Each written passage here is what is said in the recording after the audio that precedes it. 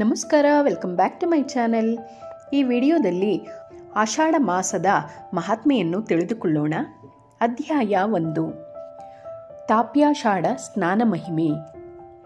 ಸ್ಕಂದನು ತನ್ನ ತಂದೆಯಾದ ಈಶ್ವರನನ್ನು ಕುರಿತು, ಭೋ ತಾತಪ್ಪಾದರೆ ತಾಪಿ ನದಿಯ ದಂಡೆಯ ಮೇಲೆ ಎಷ್ಟು ಮಹಾತೀರ್ಥಗಳಿವೆಯೋ ಅವೆಲ್ಲವೂ ಮನುಷ್ಯರ ಸಕಲ ಪಾಪಗಳನ್ನು ಕಳೆಯುವವು ಎಂಬುದನ್ನು ಕೇಳಿದೆನು. ಈಗ ಆಷಾಢ ಮಾಸದಲ್ಲಿ ಪ್ರಾತಃ ಸ್ನಾನ ಮಾಡುವ ತಾಪಸರಿಗೆ ಯಾವ ಫಲವು ಲಭಿಸುವುದು ಎಂಬುದನ್ನು ತಿಳಿಯಬಯಸಿದ್ದೇನೆ. ಅದೆಲ್ಲವನ್ನೂ ವಿಸ್ತಾರವಾಗಿ ನಿರೂಪಿಸಿರಿ. ಆಷಾಢ ಮಾಸದಲ್ಲಿ ಈ ತಾಪಿ ನದಿಯಲ್ಲಿ ಪ್ರಾತಃ ಸ್ನಾನಕ್ಕೆ ಅದೇಕೆ ಅಷ್ಟು ಮಹತ್ವ ಬಂದಿರುವುದು? ಎಲ್ಲ ನದಿಗಳು ಮಳೆಗಾಲದಲ್ಲಿ ರಜಸ್ವಲ ಆಗಿರುವ ಕಾರಣದಿಂದ ಮಳೆಗಾಲವಿರುವವರೆಗೆ ಆ ನದಿಗಳಲ್ಲಿ ಸ್ನಾನ ಮಾಡಬಾರದು ಎಂದು ಜ್ಞಾನಿಗಳು ಹೇಳುತ್ತಾರಷ್ಟೇ. ಈ ವಿಷಯದಲ್ಲಿ ನನಗೆ ಬಂದಿರುವ ಸಂಶಯವನ್ನು ಸಂಪೂರ್ಣವಾಗಿ ಪರಿಹರಿಸಬೇಕು. ನಿಷಿದ್ಧವಾದ ಕರ್ಮಗಳಲ್ಲಿ ಅದೆಂತೂ ಪ್ರವೃತ್ತಿಯನ್ನು ಮಾಡಬೇಕು? ಈಗ ನನಗೆ ಬಹುದೊಡ್ಡ ಸಂದೇಹ ಬಂದಿದೆ ಎಂದು ಮುಂತಾಗಿ ವಿಜ್ಞಾಪಿಸಲು ಈಶ್ವರನು ಹೇಳುತ್ತಾನೆ. ಹೇ ವತ್ಸ, ಗಂಗಾದಿ ಮಹಾನದಿಗಳೇನಿವೆಯೋ ಅವು ಮಹಾಪ್ರಭಾವಶಾಲಿಗಳಾಗಿವೆ. ಸ್ವಪ್ರಭಾವ ಸಾಮರ್ಥ್ಯದಿಂದ ಅವುಗಳಿಗೆ ರಜಕೃತವಾದ ದೋಷ ಉಂಟಾಗದು. ವತ್ಸ, ನೀನು ಕೇಳಿದ ಎಲ್ಲ ಪ್ರಶ್ನೆಗಳಿಗೆ ಉತ್ತರಿಸುವೆನು, ಕೇಳು. ಇತರ ಎಲ್ಲ ನದಿಗಳಲ್ಲಿ ರಜಸ್ವಲ ನಿಮಿತ್ತವಾದ ದೋಷವಿದ್ದರೂ ಮಹಾನದಿಗಳಲ್ಲಿ ಮಾತ್ರ ಈ ದೋಷವು ಎಷ್ಟೂ ಇರುವುದಿಲ್ಲ. ಇದು ನಿಶ್ಚಿತವಾಗಿಯೂ ಅತಿ ಕ್ಷುದ್ರವಾದ ದೋಷವಾಗಿದೆ. ಮಹಾನದಿಯಾದ ತಾಪಿಯು ಸೂರ್ಯನ ಮಗಳಾಗಿದ್ದು ಸರ್ವಗುಣ ಸಂಪನ್ನಳೂ ಶ್ರೇಷ್ಠಳೂ ಆಗಿದ್ದಾಳೆ. ಪುಣ್ಯಪ್ರದವಾದ ಜಲವುಳ್ಳ ತಾಪಿ ನದಿಯು ಸರ್ವರ ಪಾಪಗಳನ್ನು ಕಳೆಯುವಾಗ ಅವಳಿಗೆ ಅದೆಂತೂ ರಜೋದೋಷವು ಬರುವುದು?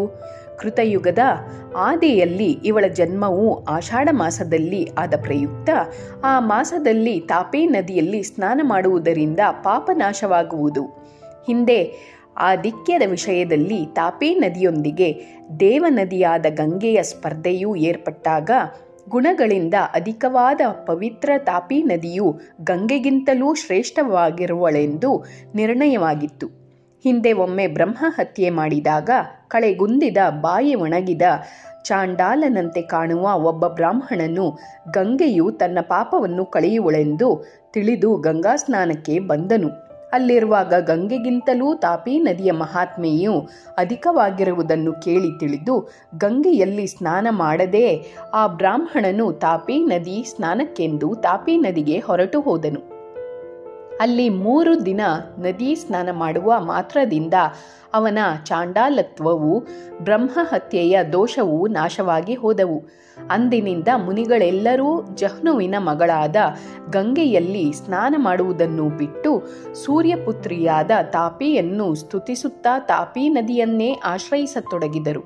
ಇದೆಲ್ಲವನ್ನೂ ನೋಡಿದ ಗಂಗೆಯು ಕಾಂತಿಹೀನಳಾಗಿ ವಿಕೃತವಾದ ಆಕಾರವುಳ್ಳವಳಾಗಿ ಗದ್ಗದ ಶೋಕ ಪಡುತ್ತಾ ದೀನವದನಳಾಗಿ ಪಿತಾಮಹನಾದ ಚತುರ್ಮುಖ ಬ್ರಹ್ಮನಿದ್ದಲ್ಲಿ ಧಾವಿಸಿ ಬಂದು ದುಃಖಿಸತೊಡಗಿದಳು. ಆಗ ಬ್ರಹ್ಮನ್, ಹೇ ಜಾಹ್ನವಿ, ಅದೇಕೆ ಹೀಗೆ ದೀನಳಾಗಿರುವೆ? ಏತಕ್ಕಾಗಿ ಅಳುತ್ತಿರುವೆ?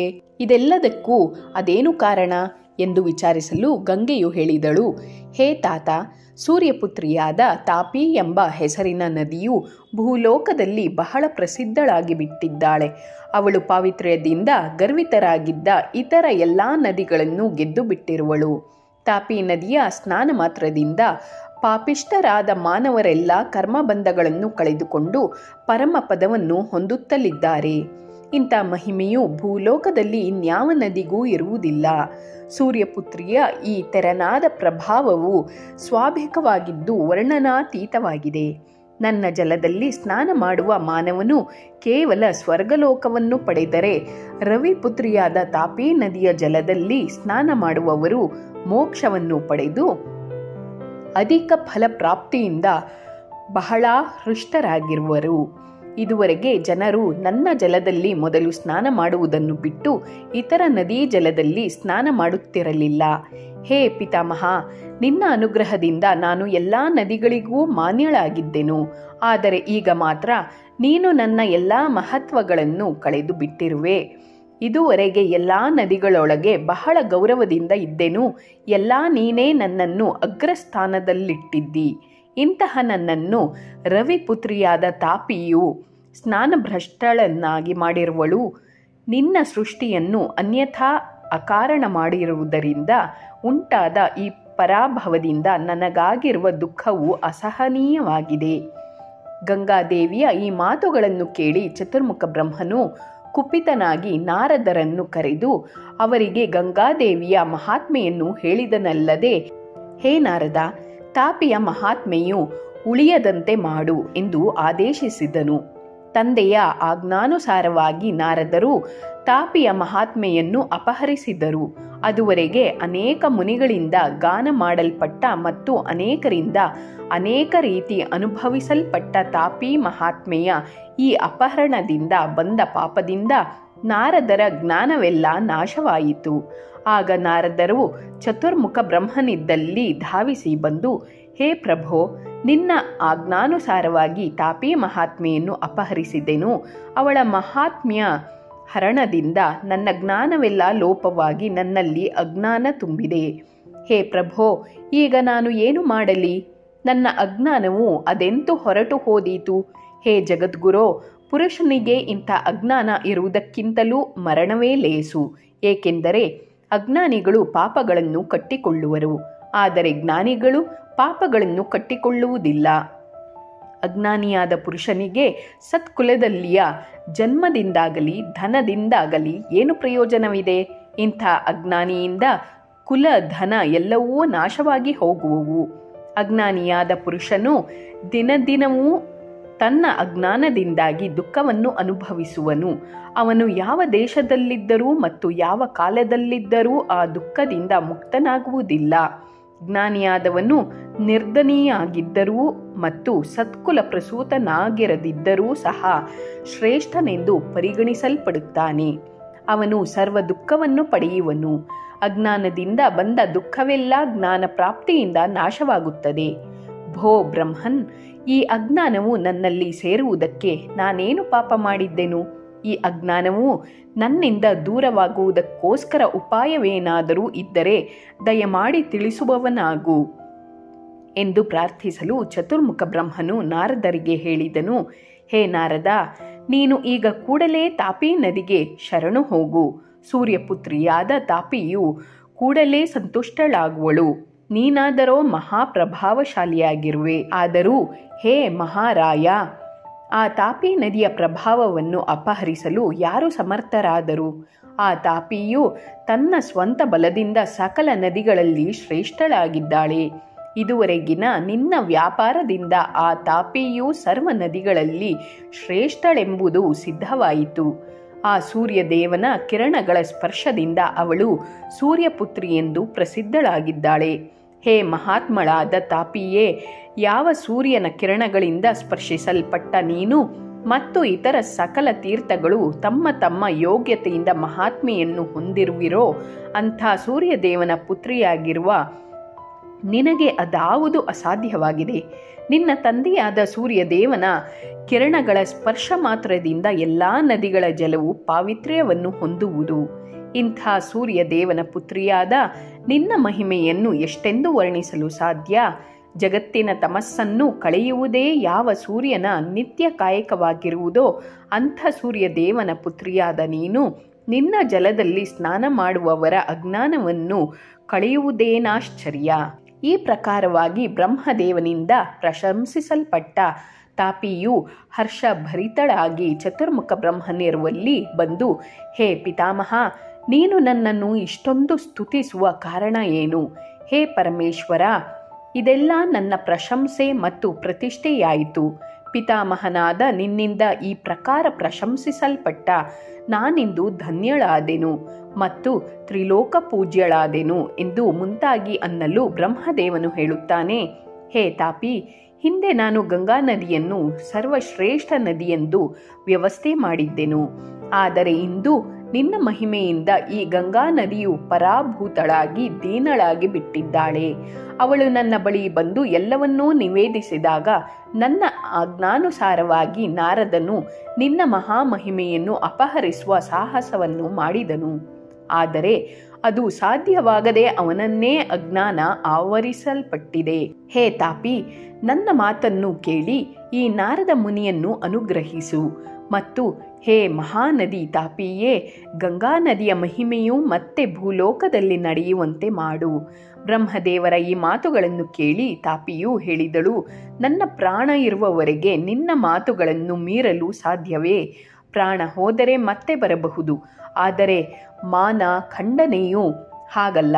ಲೋಕದಲ್ಲಿ ಜೀವವು ನಶ್ವರವಾಗಿದೆ, ಆದರೆ ಮಹಿಮೆಯು ಶಾಶ್ವತವಾಗಿ ಉಳಿಯುವುದು.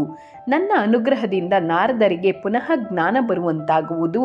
ಅನಂತರ ತಾಪಿಯು ವಿಚಾರ ಮಾಡಿ, ಹೇ ಬ್ರಹ್ಮನ್, ನನ್ನ ಮೇಲೆ ಅನುಗ್ರಹ ಮಾಡು ಎಂದು ಪ್ರಾರ್ಥಿಸಲು ಬ್ರಹ್ಮದೇವನು ಹೇಳುತ್ತಾನೆ, ಹೇ ತಾಪಿ, ಯಾವ ನಿನ್ನ ಮಹಾಮಹಿಮೆಯ ಲೋಕದಲ್ಲಿ ಸದಾಕಾಲವೂ ಇರುತ್ತಿದ್ದೀತೋ ಅದೆಲ್ಲವೂ ಇನ್ನು ಮುಂದೆ ನಿನ್ನನ್ನು ಆಷಾಢ ಮಾಸದಲ್ಲಿ ನಿನ್ನ ಜಲದಲ್ಲಿ ಸ್ನಾನ ಮಾಡುವ ಮಾತ್ರದಿಂದ ಸಿದ್ಧಿಸುವುದು. ಸ್ವರ್ಗಾರ್ಥಿಯು ಸ್ವರ್ಗವನ್ನು, ಮೋಕ್ಷಾರ್ಥಿಯು ಮೋಕ್ಷವನ್ನು ಪಡೆಯುವರು. ಲೋಕದಲ್ಲಿ ಯಾವ್ಯಾವುದರ ದುರ್ಲಭವಾಗಿದೆಯೋ ಅದೆಲ್ಲವೂ ಆಷಾಢ ಮಾಸದಲ್ಲಿ ಸುಲಭ ಸಾಧ್ಯವಾಗುವುದು. ಗಂಗಾ ನದಿಯು ಇನ್ನು ಮುಂದೆ ಪುನಃ ಮೊದಲಿನಂತೆಯೇ ಎಲ್ಲ ನದಿಗಳಲ್ಲಿ ಶ್ರೇಷ್ಠವೆಂದು ಪರಿಗಣಿಸಲ್ಪಡುವಳು. ಉಳಿದೆಲ್ಲ ನದಿಗಳು ತಮ್ಮ ತಮ್ಮ ಮಹಿಮೆಗಳಿಂದ ತ್ರಿಲೋಕಗಳಲ್ಲಿ ಪ್ರಸಿದ್ಧವಾಗಲಿ.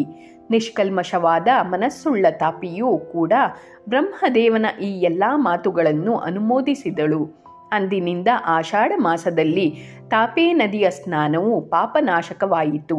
ಚತುರ್ಮುಖ ಬ್ರಹ್ಮದೇವನು ಈ ಪ್ರಕಾರ ವರ ಪ್ರದಾನ ಮಾಡಿದ್ದರಿಂದ ಆಷಾಢ ಮಾಸ ಬಂದಾಗ ತಾಪಿ ನದಿಯಲ್ಲಿ ಮಾಡುವ ಸ್ನಾನವು ಸಕಲ ಇಷ್ಟಾರ್ಥಗಳನ್ನು ಕೊಡುವಂಥದ್ದಾಯಿತು. ಈ ತಾಪಿ ಸ್ನಾನವು ದೇವತೆಗಳಿಗೆ ದುರ್ಲಭವಾಗಿರುವಾಗ ಮನುಷ್ಯರಿಗೆ ಸುಲಭವಾಗಿ ದೊರಕಿತೆ. ಪೂರ್ವ ಸುಕೃತವಿಲ್ಲದೆ ಈ ನದಿಯ ಸ್ನಾನವು ಸುಲಭವಾಗಿ ದೊರಕಲಾರದು. ತಾಪಿ ಸ್ನಾನವನ್ನು ಪಡೆಯುವವರು ಆ ಪೂರ್ವದಲ್ಲಿ ಪಾಪಕರ್ಮಗಳನ್ನು ಮಾಡಿದ್ದರೂ ಅವುಗಳಿಂದ ಮುಕ್ತರಾಗಿ ಅಪ್ಸರಗಣಗಳಿಂದ ಸೇವಿತರಾಗಿ ದಿವ್ಯವಾದ ವಿಮಾನಾರೂಢರಾಗಿ ಸ್ವರ್ಗಲೋಕವನ್ನು ಹೊಂದುವರು. ಮುಂದೆ ಕ್ರಮವಾಗಿ ಮೋಕ್ಷವನ್ನೂ ಹೊಂದಿ ದೇವತೆಗಳಿಗೆ ಪೂಜ್ಯರಾಗುವರು. ಈ ಪ್ರಕಾರ ಸ್ವರ್ಗದಲ್ಲಿ ವಿವಿಧ ಭೋಗಗಳನ್ನು ಕೊಟ್ಟು ಮುಕ್ತಿಯನ್ನು ಬಯಸುವವರಿಗೆ ಮುಕ್ತಿಯನ್ನೂ ಕೊಡಲು ಸಮರ್ಥವಾದ ಆಷಾಢ ಸ್ನಾನಕ್ಕಿಂತ ಅಧಿಕವಾದ ಮತ್ತು ಪಾಪನಾಶಕವಾದ ಬೇರೊಂದು ಔಷಧಿಯು ಬೇರೆಲ್ಲಿಯೂ ಕಾಣಸಿಗಲಾರದು. ಆಷಾಢ ಮಾಸದಲ್ಲಿ ಪ್ರಾತಃ ಕಾಲ ತಾಪಿ ಮೊದಲಾದ ನದೀ ತೀರ್ಥಗಳಲ್ಲಿ ಯಾವನು ಸ್ನಾನ ಮಾಡುವನೋ ಅವನ ಪಿತೃಗಳು ಸಂತುಷ್ಟರಾಗಿ ನರಕದಲ್ಲಿದ್ದರೆ ಅಲ್ಲಿಂದ ಬಿಡುಗಡೆ ಹೊಂದಿ ಸ್ವರ್ಗಲೋಕಕ್ಕೆ ಹೋಗುವರು.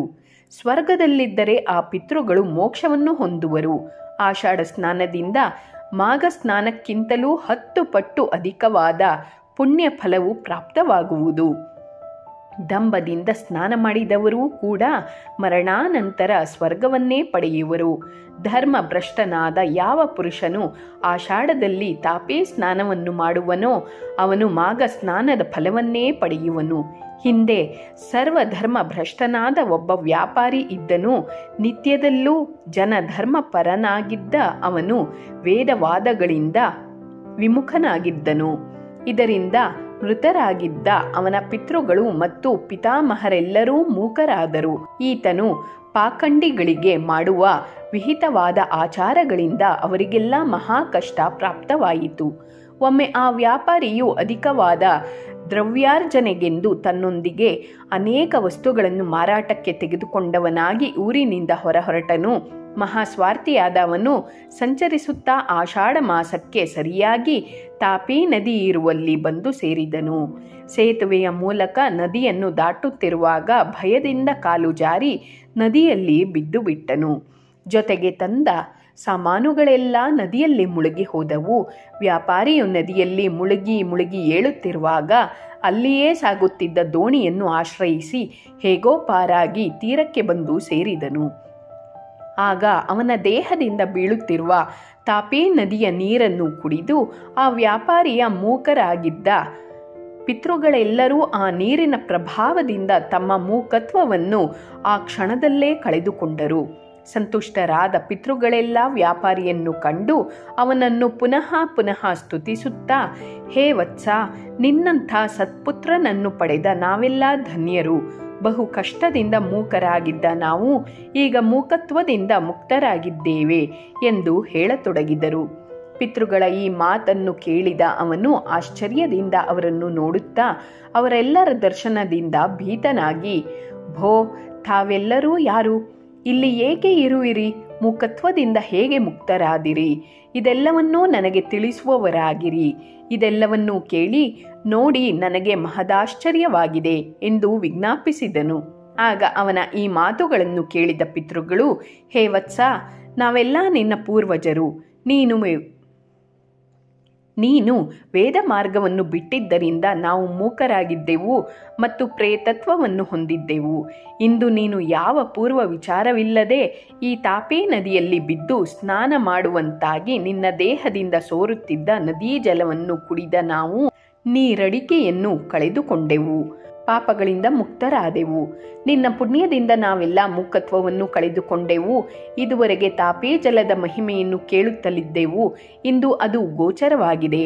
ಯಾವ ನದಿಯ ದಂಡೆಯ ಮೇಲೆ ಕುಳಿತು ಆ ನದೀ ಜಲವನ್ನು ಪಾನ ಮಾಡುವ ಮಾತ್ರದಿಂದ ಪರಮಗತಿಯು ಪ್ರಾಪ್ತವಾಗುವುದೋ ಅಂತ ನದಿಯಲ್ಲಿ ಆಷಾಢ ಸ್ನಾನ ಮಾಡುವುದನ್ನು ಬಿಟ್ಟರೆ ದುರ್ಗತಿಯಿಂದ ಪಾರಾಗುವ ಬೇರಾವ ಉಪಾಯವೂ ಲೋಕದಲ್ಲಿ ಇರಲಾರದು. ವೇದ ಮಾರ್ಗಕ್ಕಿಂತ ಶ್ರೇಷ್ಠವಾದ ಬೇರಾವ ಮಾರ್ಗವೂ ಈ ಹಿಂದೆ ಇರಲಿಲ್ಲ, ಈಗ ಇರುವುದಿಲ್ಲ ಮತ್ತು ಇನ್ನು ಮುಂದೆಯೂ ಇರಲಾರದು. ಇಂಥ ಶ್ರೇಷ್ಠವಾದ ಮಾರ್ಗವನ್ನು ಅನುಸರಿಸಲಿದ್ದ ನರರು ನಿಶ್ಚಯವಾಗಿಯೂ ದುರ್ಗತಿಯನ್ನು ಹೊಂದುವರು. ಮರಣಾನಂತರ ಯಾರಿಗೋಸ್ಕರ ವೇದೋಕ್ತವಾದ ಔರ್ಧ್ವ ದೈಹಿಕ ಕ್ರಿಯೆಗಳು ಮಾಡಲ್ಪಡುವವೋ ಅಂಥವರಿಗೆ ದುರ್ಗತಿಯಾಗುವುದುಂಟೆ?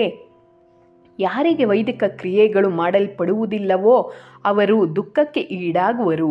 ಯಾರನ್ನು ಉದ್ದೇಶಿಸಿ ವೇದೋಕ್ತವಾದ 16 ಪ್ರೇತ ಶ್ರಾದ್ದಗಳು ಮಾಡಲ್ಪಡುವುದಿಲ್ಲವೋ ಅಂತಹವರು ನಿಶ್ಚಿತವಾಗಿ ಪ್ರೇತತ್ವವನ್ನು ಹೊಂದುವರು.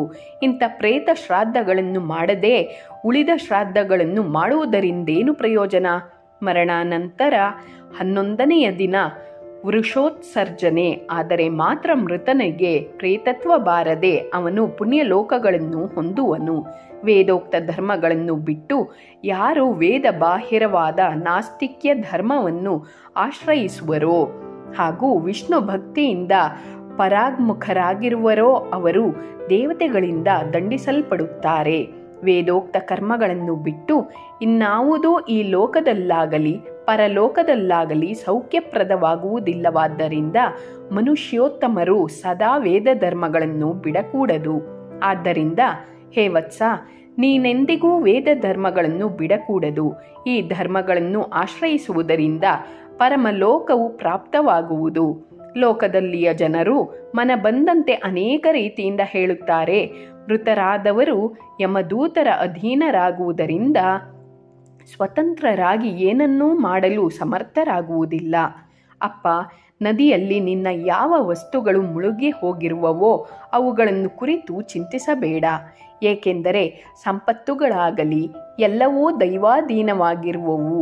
ಅವು ಅಕಸ್ಮಾತ್ತಾಗಿ ಬರುವವು ಮತ್ತು ಎಷ್ಟೇ ಜೋಪಾನವಾಗಿ ಇಟ್ಟುಕೊಳ್ಳಬೇಕೆಂದರೂ ಅವು ಕಣ್ಣಿಗೆ ಕಾಣದಂತೆ ಹೊರಟು ಹೋಗುವವು. ಆದ್ದರಿಂದ ಸಂಪತ್ತು ಪ್ರಾಪ್ತವಾದಾಗ ಹರ್ಷವನ್ನು, ವಿಪತ್ತು ಪ್ರಾಪ್ತವಾದಾಗ ಶೋಕವನ್ನು ಅಥವಾ ಸಂಪತ್ತು ಹೋದಾಗ ಶೋಕವನ್ನು, ವಿಪತ್ತು ಕಳೆದಾಗ ಹರ್ಷವನ್ನು ಹೊಂದಕೂಡದು. ನೀನು ಇಲ್ಲಿಯೇ ಇದ್ದು 5 ದಿನಗಳವರೆಗೆ ಪರಮಾದರದಿಂದ ಈ ನದಿಯಲ್ಲಿ ಸ್ನಾನ ಮಾಡುವವನಾಗು. ಹೇ ವತ್ಸ, ಏಕಾದಶಿಯಂದು ಪ್ರಾರಂಭಿಸಿ ಪೂರ್ಣಿಮಾ ಮುಗಿಯುವವರೆಗೆ ಪ್ರಾತಃ ಸ್ನಾನ ಮಾಡಿ ಅದರಿಂದ ಬರುವ ಪುಣ್ಯವನ್ನು ನಮಗೆ ಸಮರ್ಪಿಸಿದೆಯಾದರೆ ಅದರಿಂದ ನಮಗೆ ಮುಕ್ತಿಯಾಗುವುದು. ನೀನಾದರೂ ಕೂಡ ಸಕಲ ಪಾಪಗಳಿಂದ ನಿಶ್ಚಿತವಾಗಿ ಮುಕ್ತನಾಗುವಿ. ಹಿಂದಕ್ಕೆ ನಾವು ಕಣ್ಣಾರೆ ಕಂಡ ಒಂದು ವಿಚಿತ್ರವಾದ ಘಟನೆಯನ್ನು ತಿಳಿಸುವೆವು, ಕೇಳು. ಒಮ್ಮೆ ನಾವು ನೋಡುತ್ತಿರುವಂತೆಯೇ ಒಬ್ಬ ಬ್ರಾಹ್ಮಣ ಕುಮಾರನು ಆಷಾಢದಲ್ಲಿ ಈ 5 ದಿನ ತಾಪಿ ನದಿಯಲ್ಲಿ ಸ್ನಾನ ಮಾಡಿ ಬಂದ ಪುಣ್ಯದಿಂದ ತನ್ನ ತಂದೆಯನ್ನು ಮಹಾಘೋರವಾದ ಪ್ರೇತ ದೇಹದಿಂದ ಮುಕ್ತಗೊಳಿಸಿದನು. ಇದನ್ನು ನೋಡಿದಾಗಿನಿಂದ ನಾವೆಲ್ಲರೂ ಅತಿ ದೂರದಲ್ಲಿದ್ದ ತಾಪಿ ನದಿಯ ದಡವನ್ನೇ ಆಶ್ರಯಿಸಿದ್ದೇವೆ. ಅಂದಿನಿಂದ ಬೇರೆ ಜಲಾಶಯಗಳಿಗೆ ಹೋಗಲು ಸಾಧ್ಯವಾಗುತ್ತಿಲ್ಲ. ಹೀಗಾಗಿ ಬಹು ನೀರಡಿಸಿದವರಾಗಿ ನಾವೆಲ್ಲ ಇಲ್ಲಿಯೇ ಸಂಚರಿಸುತ್ತಾ ಕಾಲ ಕಳೆಯುತ್ತಲಿದ್ದೇವೆ. ಪಿತೃಗಳು ಇದುವರೆಗೆ ಹೇಳಿದ ಮಾತುಗಳನ್ನು ಕೇಳಿದ ವಣಿಕ್ಪುತ್ರನು, ನೀವು ಹೇಳಿದಂತೆ ಪ್ರೇತ ಜನ್ಮವನ್ನು ಹೊಂದಿದ ಆ ಬ್ರಾಹ್ಮಣನಾರು? ಯಾವ ಕರ್ಮ ಫಲವಾಗಿ ಅವನಿಗೆ ಆ ಘೋರವಾದ ಪ್ರೇತತ್ವವೂ ಬಂದಿತು? ಮತ್ತು ಮಗನು ತಂದೆಯನ್ನು ಪ್ರೇತ ಜನ್ಮದಿಂದ ಹೇಗೆ ಮುಕ್ತಗೊಳಿಸಿದನು? ಇವೆಲ್ಲವನ್ನೂ ನನಗೆ ತಿಳಿಸಿರಿ. ಈ ವಿಚಿತ್ರವಾದ ಘಟನೆಯನ್ನು ವಿಸ್ತಾರವಾಗಿ ತಿಳಿಯಬೇಕೆಂದರೆ ಕುತೂಹಲ ಉಂಟಾಗಿದೆ ಎನ್ನಲು ಅವನ ಪಿತೃಗಳು ಹೇಳುತ್ತಾರೆ, ವತ್ಸ ಕೇಳು, ಹಿಂದಕ್ಕೆ ಹಸಿವೆ ನೀರಡಿಕೆಗಳಿಂದ ಬಹು ಬಳಲಿ ನಾವು ಮೂಕರಾಗಿ ಆ ಬ್ರಾಹ್ಮಣನ ಭೇಟಿಯಾಯಿತು. ಹಸಿವೆ ನೀರಡಿಕೆಯಿಂದ ಪೀಡಿತರಾದ ನಾವು ಅವನನ್ನು ಕುರಿತು ಯಾವ ಕರ್ಮ ವಿಪಾಕದಿಂದ ನಿನಗೆ ಇಂಥ ಅವಸ್ಥೆಯುಂಟಾಗಿದೆ ಎಂದು ಸನ್ನೆ ಮಾಡಿ ಪ್ರಶ್ನಿಸಿದೆವು. ಆಗ ಆ ಬ್ರಾಹ್ಮಣನು ಹೇಳಿದನು, ಬೋಹೋ, ನಾನು ಈ ಮೊದಲು ಗುರ್ಜರ ದೇಶದಲ್ಲಿ ವೇದಶ್ರವ ಎಂಬ ಹೆಸರಿನ ಬ್ರಾಹ್ಮಣನಾಗಿದ್ದೆನು. ಆಗ ನಾನು ಮಿಥ್ಯಾವಾದಿಯೂ ದುರಾಚಾರಿಯೂ ಸದಾ ಆಶೆಬುರುಕನೂ ಆಗಿದ್ದೆನು. ಇಂಥ ನನ್ನನ್ನು ಕೆಲ ಮೂರ್ಖ ಜನರು ಎಲ್ಲರೆದುರಿಗೆ ಇವನು ಚತುರ್ವೇದ ಪಾರಂಗತನು, ಅಗ್ನಿಹೋತ್ರ ಇಟ್ಟವನು ಎಂದು ಮುಂತಾಗಿ ಹೇಳಿ ಸ್ತೋತ್ರ ಮಾಡಿದರು. ಲೋಭದಿಂದಲೂ ಹಾಗೂ ಮೋಹದಿಂದಲೂ ನಾನು ನಿಷಿದ್ಧಾನ್ನವನ್ನು ದಾನವಾಗಿ ಸ್ವೀಕರಿಸಿದೆನು. ಅಭೋಜ್ಯವಾದ ಪದಾರ್ಥಗಳನ್ನು ಮನೆಯಲ್ಲಿ ಸೇವಿಸಿದೆನು. ದ್ರವ್ಯದಾಶೆಯಿಂದ ಅನೇಕ ಸಲ ಅಗಸರ ಮನೆಗಳಿಗೂ ಹೋಗಿ ಅಲ್ಲಿ ಪಿತೃಕಾರ್ಯ ಹಾಗೂ ದೇವ ಕಾರ್ಯಗಳನ್ನು ಮಾಡಿಸಿದೆನು. ರಜಕರ ಮನೆಯಲ್ಲಿ ನಡೆದ ಅಂತ್ಯೇಷ್ಟಿಗಳಲ್ಲಿ ಹೋಮಗಳನ್ನು ಮಾಡಿಸಿದೆನು. ವ್ಯಭಿಚಾರಿಣಿ ಸ್ತ್ರೀಯರು ಕೊಟ್ಟ ಘೋರವಾದ ದಾನಗಳನ್ನು ಹಾಗೂ ದೇವ ಕಾರ್ಯಗಳನ್ನು ಮಾಡಿಸಿದೆನು. ರಜಕರು ಕೊಟ್ಟ ಮನೆಯಲ್ಲಿ ನಡೆದ ಅಂತ್ಯೇಷ್ಟಿಗಳಲ್ಲಿ ಹೋಮಗಳನ್ನು ಮಾಡಿಸಿದೆನು. ವ್ಯಭಿಚಾರಿಣಿ ಸ್ತ್ರೀಯರು ಕೊಟ್ಟ ಘೋರವಾದ ದಾನಗಳನ್ನು ಎಮ್ಮೆ, ಕೋಣ ಮುಂತಾದವುಗಳನ್ನು ದಾನವಾಗಿ ಸ್ವೀಕರಿಸಿದೆನು. ಈ ರೀತಿ ದಾನ ಸ್ವೀಕರಿಸುವಲ್ಲೇ ಆಸಕ್ತನಾದ ನನ್ನ ಆಯುಷ್ಯವು ಕಳೆಯತೊಡಗಿತು. ಪರ್ವಕಾಲ ಬಂದಾಗ ಒಮ್ಮೆಯೂ ನಾನು ಸತ್ಪಾತ್ರರಲ್ಲಿ ದಾನ ಮಾಡಲಿಲ್ಲ ಹಾಗೂ ಒಂದಾದರೂ ಹೋಮವನ್ನು ಮಾಡಲಿಲ್ಲ. ಬ್ರಾಹ್ಮಣರನ್ನು ಎಂದಿಗೂ ಪೂಜಿಸಲಿಲ್ಲ. ಕಾಲಕ್ಕೆ ಸರಿಯಾಗಿ ಪಿತೃಶ್ರಾದ್ದವನ್ನು ಮಾಡಲಿಲ್ಲ. ಇಷ್ಟಾದರೂ ನಾನೆಂದಿಗೂ ಪ್ರಾಯಶ್ಚಿತ್ತ ಕರ್ಮವನ್ನು ಮಾಡಿಕೊಳ್ಳಲಿಲ್ಲ. ದುಷ್ಟನಾದ ಸಂಗ್ರಹವಾದ ಧನವು ಶ್ರದ್ಧವಾಗಿರುವುದಲ್ಲವಷ್ಟೇ, ಪಾಪ ಸಮೂಹದಿಂದ ಪತಿತನಾದ ನನ್ನನ್ನು ಪ್ರಾಯಶ್ಚಿತ್ತದಿಂದ ಶುದ್ಧಗೊಳಿಸಿಕೊಳ್ಳಲಿಲ್ಲ. ವಿವೇಕ ಶೂನ್ಯನಾದ ನಾನು ಅರ್ಜಿತವಾದ ಧನವನ್ನು ಸಮಯೋಚಿತವಾಗಿ ದಾನವಾಗಿ ಕೊಡುವ ವಿಚಾರವನ್ನೂ ಮಾಡಲಿಲ್ಲ. ಸಂಗ್ರಹಿಸಲ್ಪಟ್ಟ ದ್ರವ್ಯವು 2 ಪಟ್ಟು 3 ಪಟ್ಟು ಆಗುತ್ತಾ ವೃದ್ಧಿಯಾಗುತ್ತಾ ಹೋದಂತೆ ಅದರಲ್ಲೇ ಆಸಕ್ತನಾಗಿ ಅತಿ ಹರ್ಷಿತನಾದೆನು. ಅದು ಯಾರಿಂದ ಕೊಡಲ್ಪಟ್ಟ ದ್ರವ್ಯವೆಂಬುದನ್ನು ತಿಳಿಯದಾದೆನು. ಅಲ್ಪಕಾಲದಲ್ಲಿಯೇ ಮೃತ್ಯುವೂ ಸಮೀಪಿಸುತ್ತದೆ. ಲೋಕದಲ್ಲಿ ಪುರುಷನ ಸ್ವಭಾವಾನುಸಾರವಾಗಿ ಅವನ ಬುದ್ಧಿಯ ಪ್ರವೃತ್ತಿಯಾಗುತ್ತದೆ. ಪಾಪಿ ಜನರಿಗೆ ಅವರು ಮಾಡಿದ ಪಾಪಕರ್ಮಾನುಸಾರವಾಗಿ ಪಾಪಕರ್ಮದಲ್ಲಿಯೇ ಪ್ರವೃತ್ತಿ ಉಂಟಾಗುತ್ತದೆ. ಯಾವ ನಿಮಿತ್ತವಾಗಿ ಪಾಪವು ಘಟಿಸುತ್ತಿದೆಯೋ ಅದರಿಂದ ಬಿಡುಗಡೆ ಹೊಂದುವ ವಿಚಾರವೇ ಬರುವುದಿಲ್ಲ. ಲುಬ್ಧರಿಗೆ ಅತಿ ಲೋಭ ಕರ್ಮಗಳಲ್ಲಿಯೂ ಕಾಮಿಗಳಿಗೆ ಕಾಮ್ಯ ವಸ್ತುಗಳಲ್ಲಿಯೂ ಆಸಕ್ತಿಯುಂಟಾಗಿ ಜೀವಿಸಿರುವವರೆಗೆ ಅಲ್ಲಿಂದ ದೂರವಾಗುವುದು ಸಾಧ್ಯವೇ ಆಗುವುದಿಲ್ಲ. ಇವರು ಮರಣಾನಂತರ ಪರಲೋಕವನ್ನು ಹೊಂದಿ ಇಲ್ಲಿರುವಾಗ ಇದೊಂದನ್ನೂ ತಿಳಿಯದೆ ಪಾಪಕರ್ಮಗಳನ್ನು ಮಾಡುತ್ತಲೇ ಹೋಗುತ್ತಾರೆ. ವಿಷಯಗಳನ್ನು ಯಾವನು ತಿಳಿದಿರುವನೋ ಅವನು ತಾನು ಮಾಡಿದ ಪಾಪಕರ್ಮಗಳ ನಾಶಕ್ಕಾಗಿ ಪ್ರಾಯಶ್ಚಿತ್ತವನ್ನು ಮಾಡಿಕೊಂಡರೆ ಅವನಿಗೆ ಪರತ್ರದಲ್ಲಿ ಯಾವ ಪಾಪವೂ ಬಾಧಿಸಲಾರದು ಎಂದು ಜ್ಞಾನಿಗಳು ಹೇಳುವರು. ಆದ್ದರಿಂದ ಬ್ರಹ್ಮಹತ್ಯಾದಿ ಪಾಪಗಳ ನಾಶಕ್ಕಾಗಿಯೂ ಪ್ರಾಯಶ್ಚಿತ್ತಗಳನ್ನು ಮಾಡಿಕೊಳ್ಳಬೇಕು. ಜ್ಞಾತ ಪಾಪಗಳ ನಾಶಕ್ಕಾಗಿಯೂ ಪ್ರಾಯಶ್ಚಿತ್ತವೂ ಕರ್ತವ್ಯವಾಗಿದೆ. ಈ ರೀತಿ ಆತ್ಮಶುದ್ಧಿಗಾಗಿ ಹೇಳಲ್ಪಟ್ಟ ಪ್ರಾಯಶ್ಚಿತ್ತವನ್ನು ಮೂಢನಾದ ನಾನು ಎಂದಿಗೂ ಮಾಡಿಕೊಳ್ಳಲಿಲ್ಲ. ಪಾಪಕರ್ಮಗಳಿಂದ ಸಂಪಾದಿಸಿದ ದ್ರವ್ಯವನ್ನು ಕೊಡದಲ್ಲಿ ತುಂಬಿ ನೆಲದೊಳಗೆ ಹೂಳಿಟ್ಟೆನು. ದ್ರವ್ಯಾರ್ಜನೆಯಲ್ಲಿ ಘಟಿಸಿದ ಪಾಪಗಳು ನನ್ನ ದೇಹದಲ್ಲಿ ತುಂಬಿ ತುಳುಕಿದವು. ಆಗ ಉಂಟಾದ ವಿಷಾದದಿಂದ ಏನು ಪ್ರಯೋಜನ? ಕೆಲ ದಿನಗಳಲ್ಲಿ ಮೃತ್ಯುವಶನಾದ ನನ್ನನ್ನು ಯಮಕಿಂಕರು ಸೆಳೆದೊಯ್ದರು. ಯಮಲೋಕದಲ್ಲಿ ಯಮಧರ್ಮರಾಯನು ನನ್ನ ಪಾಪಕರ್ಮಗಳನ್ನು ಪರ್ಯಾಲೋಚಿಸಿ ನಿರ್ದಯರಾದ ತನ್ನ ದೂತರಿಂದ ನನ್ನನ್ನು ನರಕದಲ್ಲಿ ಒಗೆಸಿದನು. ನರಕದಲ್ಲಿದ್ದಾಗ ಒಂದು ಗಳಿಗೆ ಸಮಯವೆಂದರೆ ನನಗೆ 1,000 ವರ್ಷ ಕಳೆದಂತೆ ಭಾಸವಾಗುತ್ತಿತ್ತು. 25 ವರ್ಷಗಳವರೆಗೆ ನಾನು ನರಕದಲ್ಲಿ ಕಷ್ಟಗಳನ್ನು ಅನುಭವಿಸಿದೆನು. ಇತ್ತ ಭೂಲೋಕದಲ್ಲಿ ಜನಸಮೂಹವು ತೀರ್ಥರಾಜ ಪ್ರಯಾಗ ಕ್ಷೇತ್ರಕ್ಕೆ ಅಲ್ಲಿನ ಮಹಾನದಿಗಳ ಸಂಗಮದಲ್ಲಿ ಸ್ನಾನ ಮಾಡಲು ಹೋಗುತ್ತಿರುವುದನ್ನು ಕಂಡು ನನ್ನ ಮಗನೂ ಕೂಡ ಆ ಜನರೊಂದಿಗೆ ತ್ರಿವೇಣಿ ಸಂಗಮಕ್ಕೆ ಹೊರಟನು. ಆ ಸಂಗಮದಲ್ಲಿ ಮಾಘ ಸ್ನಾನವನ್ನು ಮಾಡಿ ಅದರಿಂದ ಪುಣ್ಯವನ್ನು ನನಗೆ ಸಮರ್ಪಿಸಿದನು. ಆ ಪುಣ್ಯ ಪ್ರಭಾವದಿಂದ ನಾನು ನರಕದಿಂದ ಉದ್ಧೃತನಾಗಿ ಈಗ ಸೂಜಿ ಮುಖವುಳ್ಳ ಮತ್ತು ದೊಡ್ಡ ಹೊಟ್ಟೆಯುಳ್ಳ ಪ್ರೇತನಾಗಿ ಇಲ್ಲಿ ವಾಸವಾಗಿದ್ದೇನೆ. ಇಲ್ಲಿ ಹೆಜ್ಜೆ ಹೆಜ್ಜೆಗೆ ಅನೇಕ ಜಲಾಶಯಗಳಿವೆ. ತಂಪಾದ ನೀರಿನಿಂದ ಕೂಡಿದ ಅನೇಕ ಪವಿತ್ರವಾದ ನದಿಗಳು ಹಾಗೂ ರಮ್ಯವಾದ ವಿವಿಧ ಸರೋವರಗಳು ಶೋಭಿಸುತ್ತಿವೆ. ಇಂಥ ಸ್ಥಳದಲ್ಲಿದ್ದರೂ ನಾನು ನೀರಡಿಕೆಯಿಂದ ಬಳಲಿದ್ದೇನೆ. ನನಗೆ ಒಂದು ಬೊಗಸೆ ನೀರು ಕೂಡ ಕುಡಿಯಲು ಸಾಧ್ಯವಿಲ್ಲದಾಗಿದೆ. ಬ್ರಾಹ್ಮಣರ ಎಂಜಿಲು, ನೀರು, ಅನ್ನ ಎಲ್ಲವೂ ಸಿಗದಂತಾಗಿದೆ.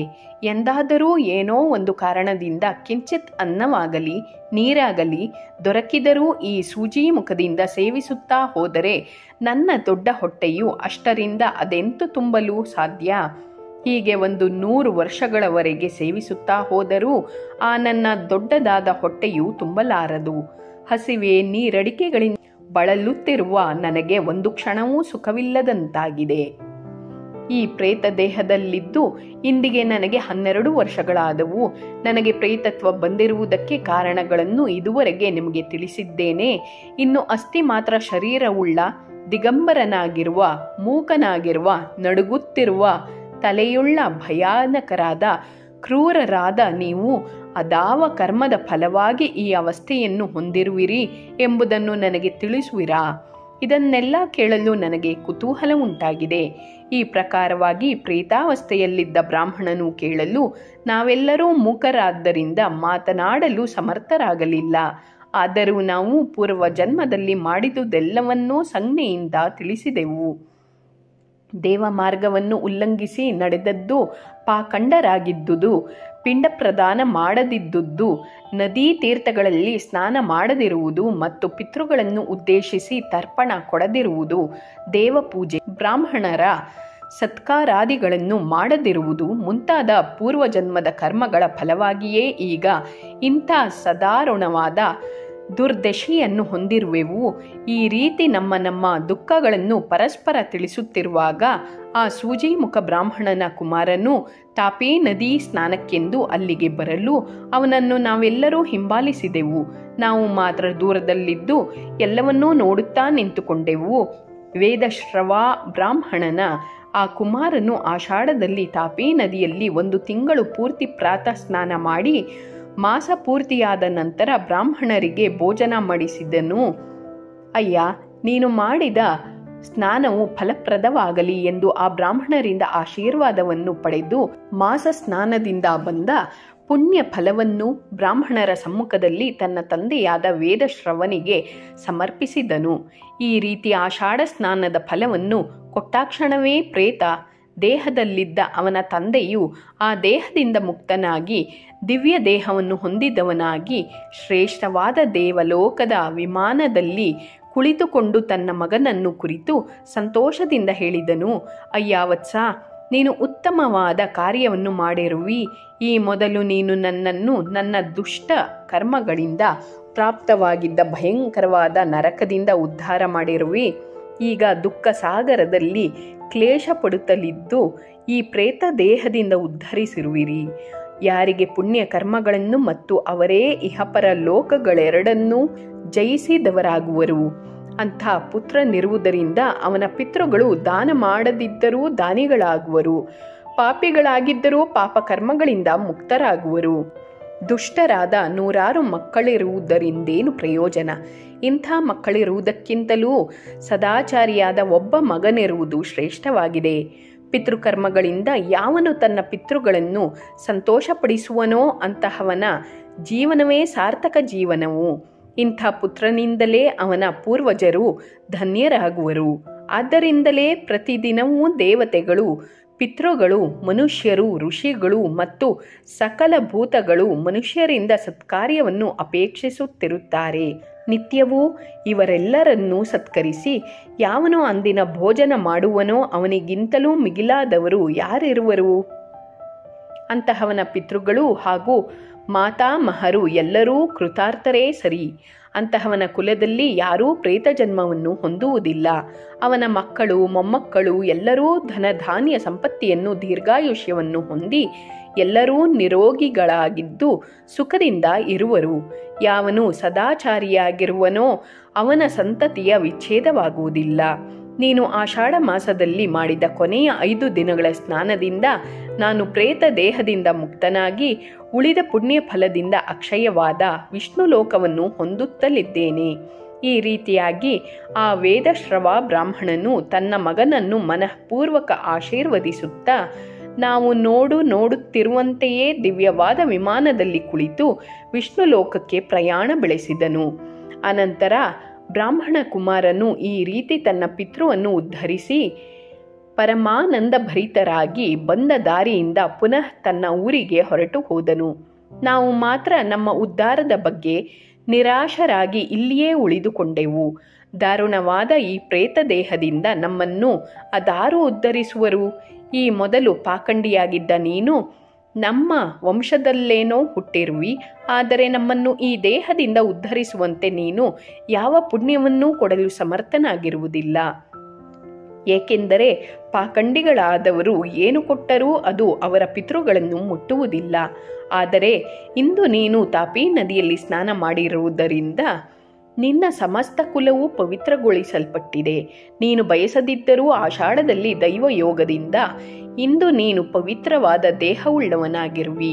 ಯಾವುದು ಸರ್ವಥಾ ಅಸಂಭಾವ್ಯವಾಗಿರುವುದೋ ಮತ್ತು ಯಾವುದು ಮನೋಬಯಕೆಗೆ ನಿಲುಕಲಾರದ್ದೋ ಅಂತಹದನ್ನು ಕೂಡ ದೈವವು ನಿಶ್ಚಯವಾಗಿ ಘಟಿಸಿಕೊಡುತ್ತದೆ. ಜೈನ ಆಚಾರಗಳನ್ನು ಆಚರಿಸುತ್ತಿರುವ ನೀನೆಲ್ಲಿ? ಮಹಾನದಿಯಾದ ತಾಪಿಯಲ್ಲಿ? ಆಷಾಢ ಮಾಸವೆಲ್ಲಿ?